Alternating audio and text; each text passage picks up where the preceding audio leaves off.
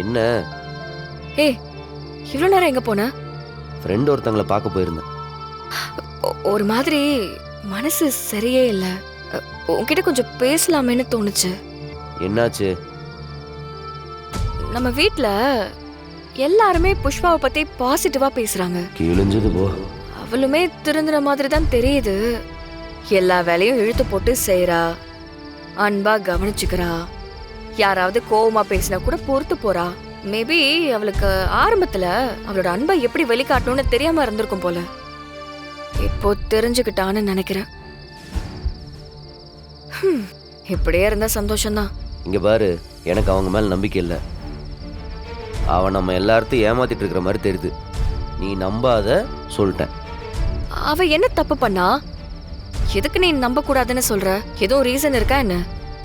வீட்ல இருக்கிற எல்லாருக்கும் நல்லது தானே பண்றா.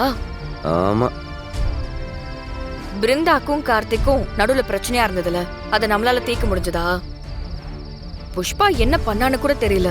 இப்ப அவங்களுக்குள்ள சண்டையே இல்லாத மாதிரி இருக்கு. 2 பேரும் ஹாஸ்பிடலுக்கு கூட ஒன்னதான் போயிட்டு வந்தாங்க. அதுதான் எனக்கு பயமாவே இருக்கு.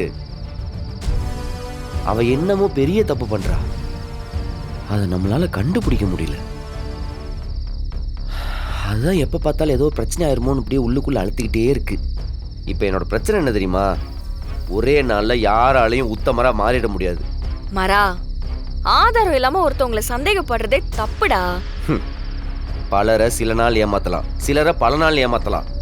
ஆனா எல்லாரையும் எப்பயும் ஏமாத்திக்கிட்டே இருக்க முடியாது. பெரியவங்க சொல்லுவாங்க. அதே மாதிரி இவளோட முகத்திரையை கிழிக்கிறதுக்கு தேவையான ஆதாரம் என்கிட்ட கிடைக்கும். அப்ப நான் சொல்றது சரின்னு நீங்க எல்லாருமே நம்புவீங்க. டேய், வா, பூரி ஆடுறதுக்குள்ள சாப்பிட்டுருவோம் சொல்லி அனுப்புனாங்க.